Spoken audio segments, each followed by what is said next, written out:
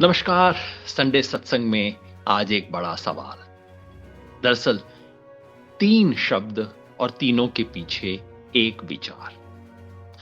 तीनों शब्द पिछले कुछ दिनों से प्रचलन में हैं, चर्चा हो रही है, बहस हो रही है और हाल ही में एक बयान के कारण ये बहस बहुत तीखी हो गई है। 3 शब्द हैं खालिस्तान, गज़वाए हिंद और हिंदू राष्ट्र।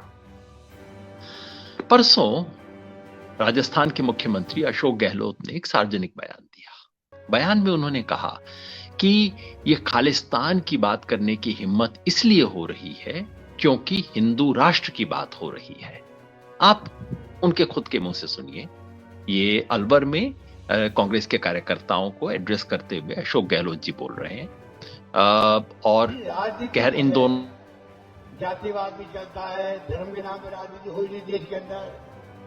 और देश हित में यह है, अगर आप सभी धर्मों के लोगों को, सभी जाति के लोगों को लेकर चलोगे साथ में, तो ये देश एक रहेगा, अखंड रहेगा। हाँ, बताइए, खालिस्तान में एक नया आदमी आ गया, अमृतपाल जी, पता नहीं क्या नाम है उसका। वो कह रहा है अगर मोहन भागवत और नरेंद्र मोदी हिंदू राष्ट्र की बात करते हैं तो मैं खालिस्तान की बात क्यों नहीं करूं। अब बताइए, उसकी हिम्मत देखिए आप, उनकी हिम्मत क्यों हुई है? इसलिए हुई है, आप हिंदू राष्ट्र की बात कैसे कर सकते हो?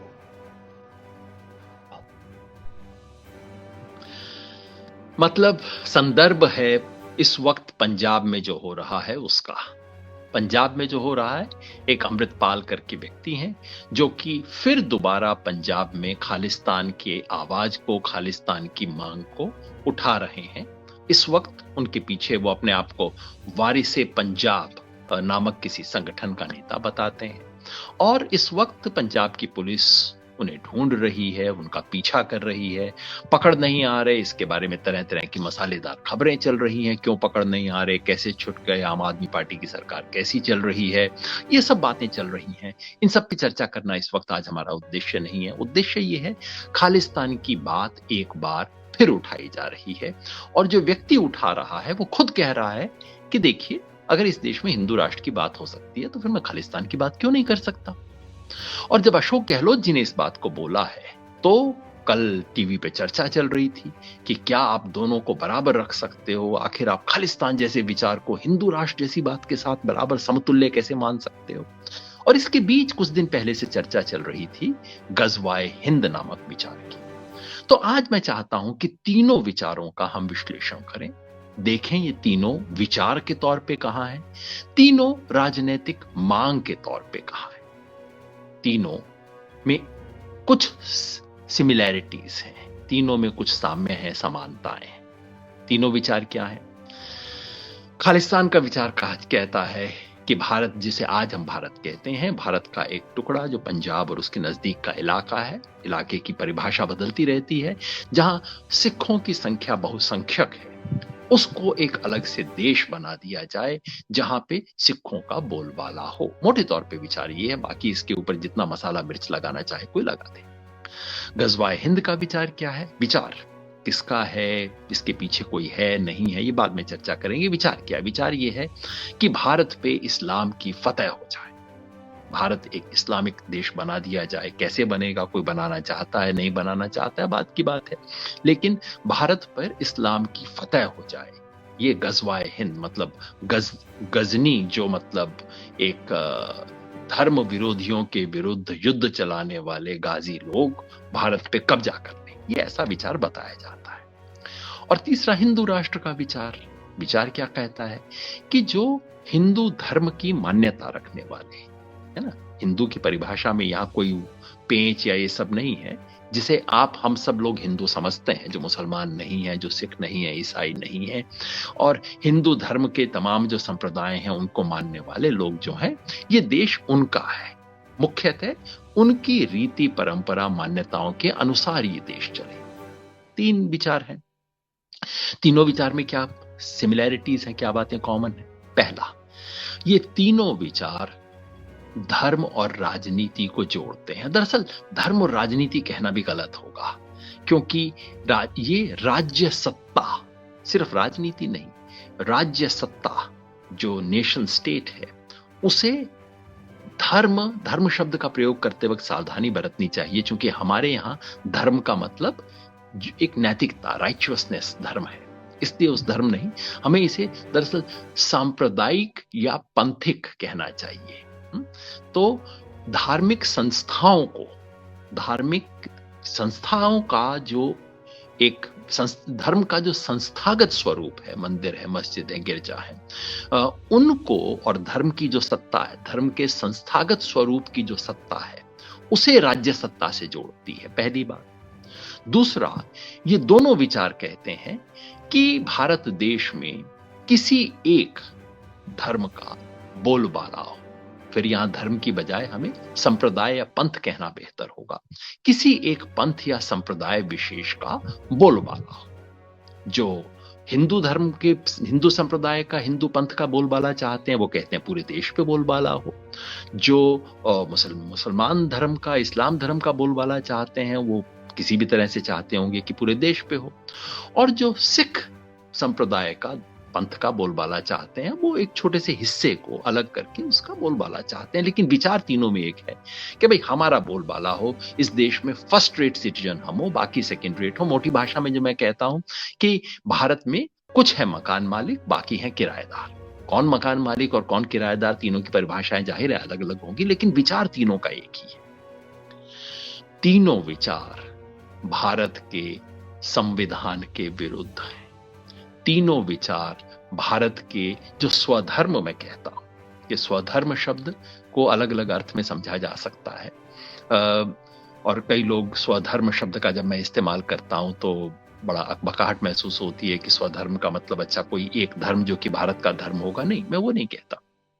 मेरे लिए स्वधर्म का मतलब है भारत का जो गणतंत्र है, उसका जो बुनियादी विचार है, जो उचित है, जो सही है, जिसे भारत के संविधान में निरूपित किया गया है, जो इस सभ्यता के कुछ मूल विचार हैं, जिसे इस देश के आजादी के आंदोलन ने परिष्कृत किया और जिसे भारत के संविधान में लिखा गया, वो भारत का स्वधर्म है।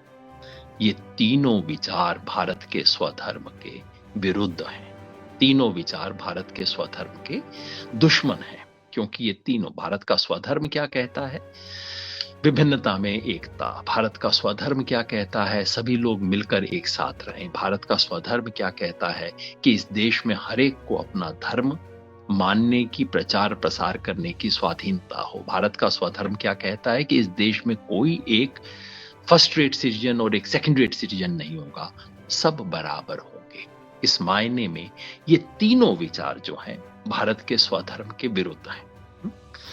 और इन तीनों, और या चारों कह लीजिए, इन चारों जो सिमिलैरिटीज हैं, उस सिमिलैरिटीज के आधार पे हम देखते हैं कि ये विचार जो है भारत के लिए खतरनाक है। तीनों अपने अपने तरीके से भारत के विचार पे हमला करने वाले विचार हैं।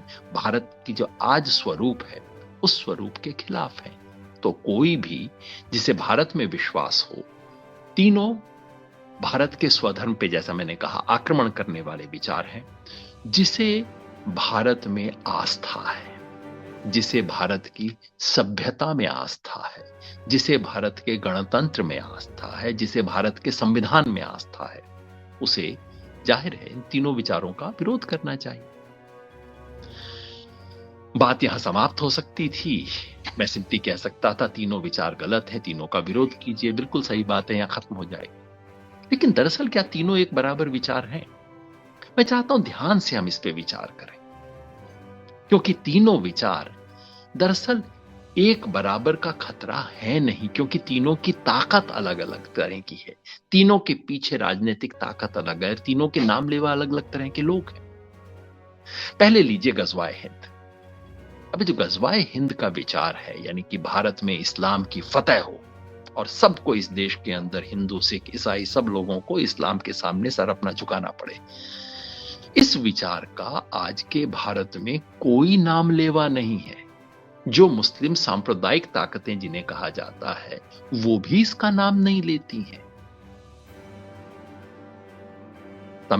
हैदराबाद की party all India Muslim Ittehad Muslimeen, all India Majlis-e Ittehad Muslimeen MIM जो है पार्टी, वो कभी गजवाए हिंद की बात नहीं करती है। यहां तक कि जो मुस्लिम सांप्रदायिक संगठन PFI जो सांप्रदायिक है, जिस पे बैन लगाया गया है, और मुझे नहीं लगता कि बैन लगाना गलत था, बस ये है कि वैसी बाकियों पे भी तो बैन लगाइए, हिंदू संस्थाओं पे भी बैन लगाइए जो उस तरह की बातें करती हैं। मुस्लिम सांप्रदायिक संस्था PFI वो भी गजवाए हिंद की बात नहीं करती है। तो कौन करता है गजवाए हिंद की बात? गजवाए हिंद की बात सिर्फ दो लोग करते हैं। पहला, अलकायदा। अलकायदा भारत में नहीं, अलकायदा ने बाहर से कोई एक साउथ एशिया का विशेष चैप्टर खोला। कहां खोला? वेबसाइट पे खोला। मैं और कहीं तो खोल नहीं सकता क्योंकि और तो कोई समर्थक है नहीं। और वहां कुछ अलकायदा नवाए गजवाए हिंद इन इंडियन सब कॉन्टिनेंट, ये इन्होंने AQIS करके कोई संगठन खोला। संगठन तो है नहीं, वेब पे कोई कुछ भी खोल सकता है। तो एक इंटरनेट पे ब्रांच खोली है। 5 साल से दुकान चल रही है इंटरनेट पे, और इस दुकान के कोई ग्राहक नहीं है। यहां तक कि जो कश्मीर के उग्रवादी हैं वो भी इनकी बात का समर्थन नहीं कर रहे हैं। तो मतलब दुकान खोल के 5 साल से अलकायदा वाले बैठे हुए हैं कि भाई चलिए कोई ना कोई आएंगे, हिंदुस्तान के सताए हुए मुसलमान हमारे पास आएंगे। कोई इनके पास आने को तैयार नहीं है। तो कौन नाम ले रहा है? भारत में कोई नाम नहीं ले रहा। नहीं, एक व्यक्ति नाम ले रहा है। भारत में बार बार ये कहना कि गजवाए हिंद का एक विचार है, ये नाम कौन लेता है? ये नाम लेने वाले सबसे अग्रणी सज्जन हैं योगी आदित्यनाथ। उन्होंने इनका नाम लिया, एक इंटरव्यू दे रहे थे, और 2022 के चुनाव से पहले योगी आदित्यनाथ जी ने इसके विचार का प्रचार किया। कोई मुस्लिम संगठन इसका प्रचार नहीं कर रहा है, प्रचार इसका कर रहे हैं ये संगठन योगी मतलब, और इसका देखिए मतलब नहीं है ये। इसका मतलब है जो लोग सपना देख रहे हैं गजवाई हिंद का, मैं बहुत स्पष्टता के साथ कह सकता हूं, ये नया भारत है। ये दुनिया के सबसे लोकप्रिय नेता श्री नरेंद्र मोदी जी के नेतृत्व का भारत है।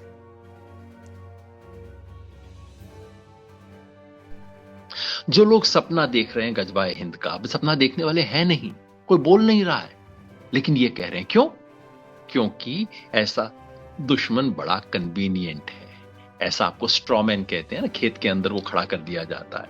ऐसा एक स्ट्रॉमैन खड़ा करना बीजेपी की राजनीति के लिए बेहद जरूरी है। तो गजवाए हिंद, जिसका कोई नाम लेवा नहीं है, जिसके पक्ष में भारत में कोई खड़ा नहीं है, लेकिन धरपकड़ हो रही है। PFI पे बैन लग चुका है। जैसे मैंने कहा, मैं उसका विरोधी नहीं हूं बैन लगाने का। धरपकड़ हो रही है, आतंकवाद के आरोप में गिरफ्तार किया जा रहा है, और यदा कदा अखबारों में खबर छप जाती है कि कोई छुपा हुआ गजवाए हिंद का सेल निकला, उसका एक व्हाट्सएप ग्रुप निकला है जिसको पकड़ लिया गया है आतंकवाद पे। उस पे NSA लगा दिया गया है, उस पे UAPA लगा दिया है, टेररिस्ट एक्ट उसके ऊपर लगा दिए गए हैं। दूसरी बात खालिस्तान की। खालिस्तान की बात मुट्ठी भर लोग कर रहे हैं, करते रहे हैं। सन 1984 से लेके 1995 तक ये विचार पंजाब में चला। पंजाब में नहीं, पंजाब के कुछ हिस्सों में चला।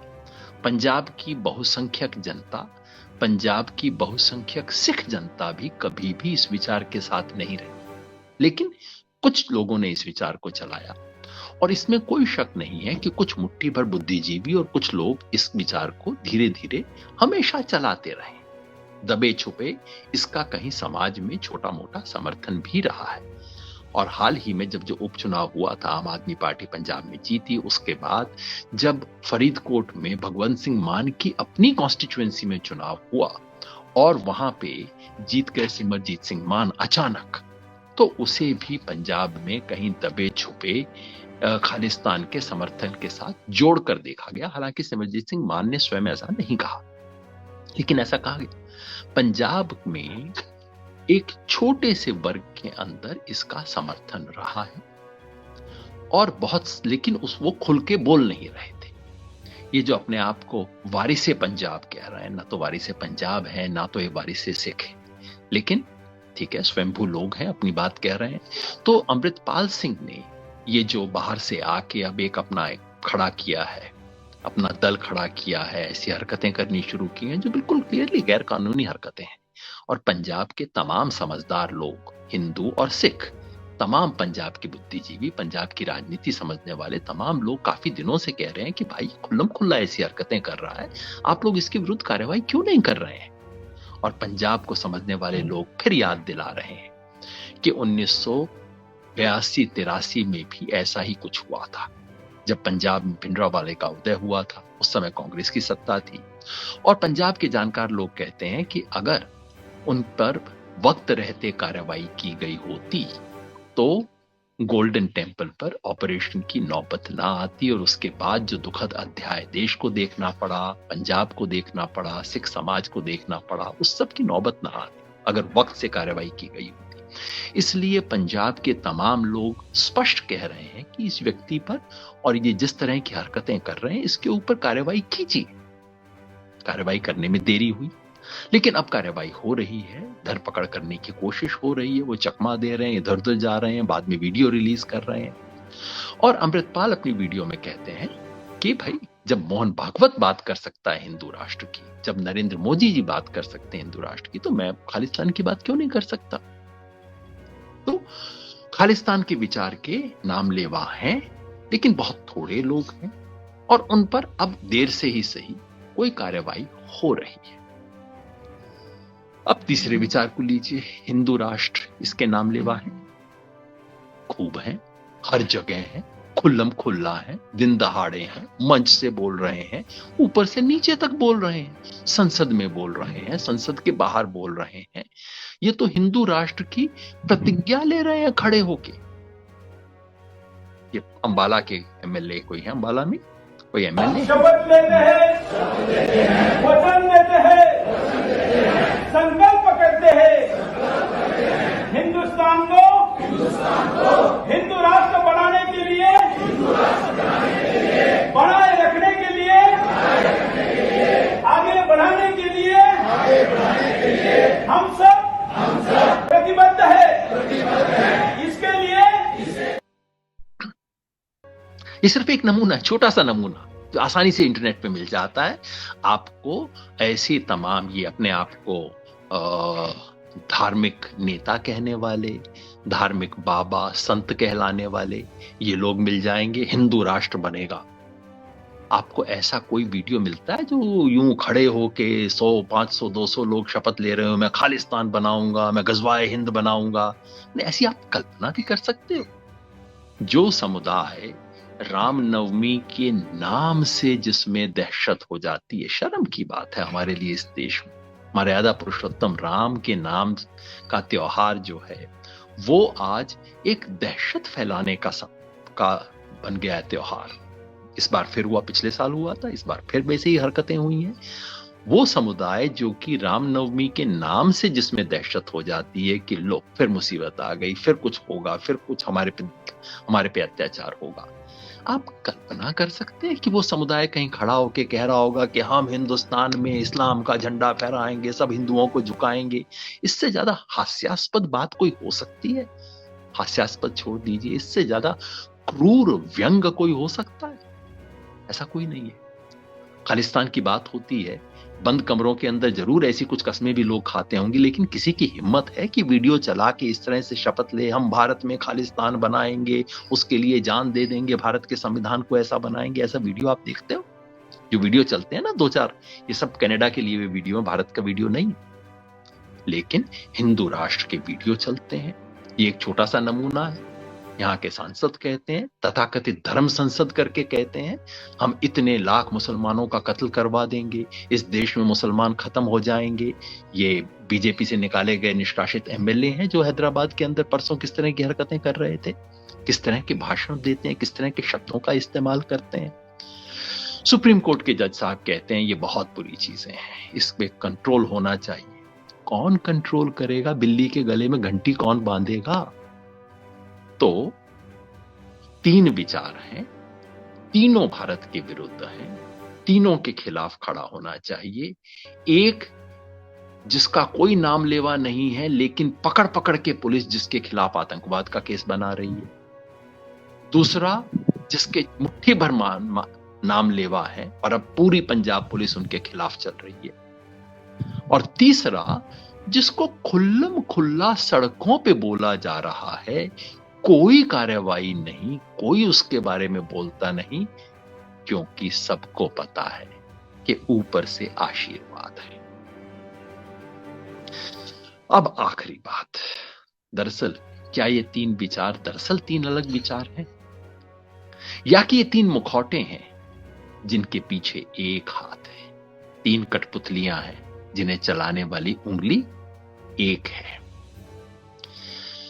मैंने जिक्र किया पंजाब में, जब भिंडरावाले का पंजाब में उदय हुआ, संत भिंडरावाले बोलते हैं, मैं ऐसे किसी भी व्यक्ति के बारे में बहुत अच्छी मान्यता नहीं रखता जो कि भारत के मूल विचार, भारत के स्वधर्म के खिलाफ हो, चाहे वो हिंदू धर्म के नाम पे हो, सिख धर्म के नाम पे हो, इस्लाम के नाम पे, ईसाई धर्म के नाम पे हो, ऐसे किसी की बहुत मन से मैं इज्जत नहीं करता। जब भिंडरावाले का उदय हुआ, उस वक्त क्या कहा गया था? उस वक्त कहा गया था और तमाम किताबों में दर्ज किया गया है कि उस वक्त केंद्र सरकार की एजेंसियों की तरफ से उनको शय मिली थी।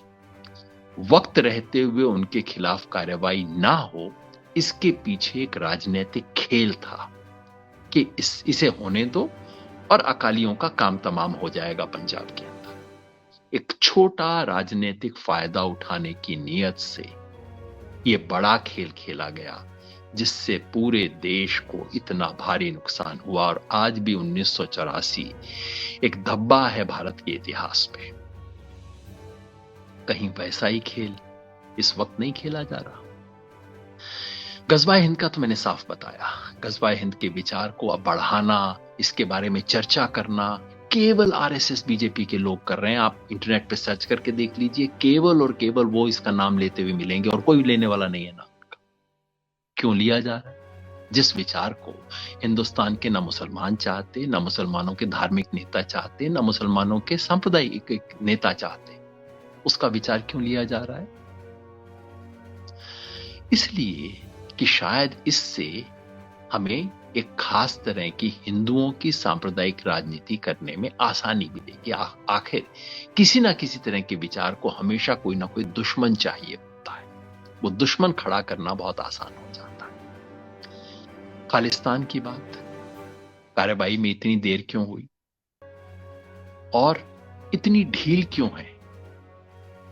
कहीं ये तो नहीं कि इसके पीछे भी कुछ एजेंसियों का खेल हो? मैं नहीं जानता, केवल प्रश्न उठा रहा हूं, क्योंकि ये प्रश्न आज मीडिया में उठ रहे हैं कि कहीं इसके पीछे कोई राजनीतिक खेल तो नहीं। आप सिर्फ इतना सोचिए कि पंजाब में इस तरह का खालिस्तानी चेहरा उठने से किस पार्टी को फायदा होगा? क्या इससे पंजाब में राज कर रही आम आदमी पार्टी को कोई फायदा होगा? शुरू में लोगों ने सोचा था है और उन्हें ढील देने से है, लेकिन अंततः किरकिरी तो उन्हीं की होनी है। क्या ऐसा प्रतिद्वंदी खड़ा होने से अकालियों को कोई फायदा होगा? क्या इस तरह की राजनीति खड़ी होने से कांग्रेस को कोई फायदा होगा?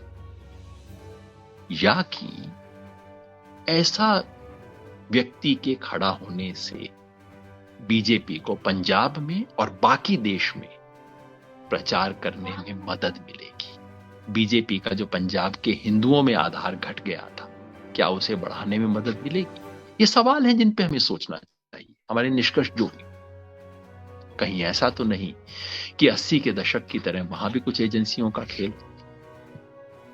और ये जो हिंदू राष्ट्र का विचार चलाया जा रहा है उसके पीछे कौन है? इसके लिए आपको कल्पना करने की जरूरत नहीं है, क्योंकि वो खुल के सामने है, मंच पे है। आपको बस यही सोचने की जरूरत है कि उनके खिलाफ कार्रवाई ना हो, इसके पीछे कौन है? वो जो देश की सत्ता चला रहे हैं, वो जो कि यूएपीए और एनएसए लगाने का अधिकार रखते हैं, वो जो तय करते हैं कि कौन जेल में जाए कौन नहीं जाए, वो जो कि सुनते हैं न्यायपालिका पे भी दबाव रखते हैं। तो कुल मिला के ये तीन अलग अलग विचार, तीनों भारत के स्वधर्म पे हमला करने वाले विचार, तीनों विचार जो धार्मिक ग्रंथों में अपना जस्टिफिकेशन ढूंढते हैं, लेकिन दरअसल धार्मिक ग्रंथों में जिनका कोई जस्टिफिकेशन नहीं है, तीनों विचार जो भारत के संविधान के विरुद्ध हैं, तीनों विचार कहीं एक ही राजनीति को प्रमोट करने के लिए तो नहीं चलाए जा रहे। इन तीनों का विरोध करने के लिए हम सबको खड़े होना होगा, और इन तीनों का विरोध करने का एक ही तरीका है कि हम सब कहें कि जब राज सत्ता की बारी आती है तो केवल एक ही पवित्र ग्रंथ है, और उस ग्रंथ का नाम है भारत का संविधान। बहुत बहुत शुक्रिया।